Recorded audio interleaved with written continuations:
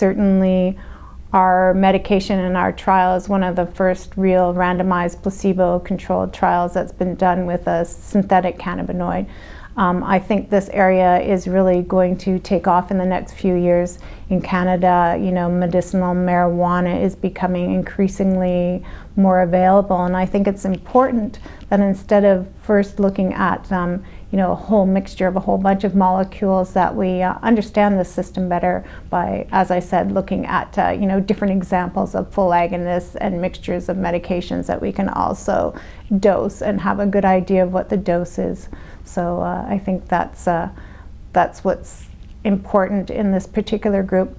And also just agitation in general. We've long been treating agitation, and we know that the medications that are on the market right now that are being repurposed for agitation don't work that well. They have safety problems and modest efficacy. So what's interesting and exciting is that the IPA criteria that were published, the provisional criteria that were published, are now more or less accepted by the FDA as a drug target.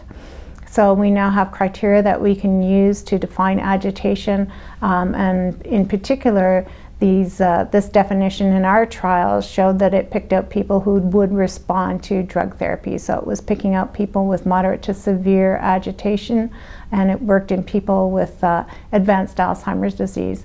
So I think that that will also help get people excited about trialing new molecules in this area that are going to be particularly targeted to agitation.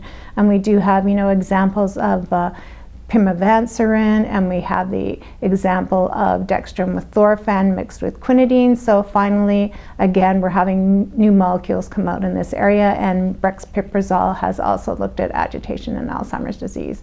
So I think after having the same medications in our armamentarium that really didn't have an evidence base, we're now embarking on a new era where we will have trials that are looking at this space again.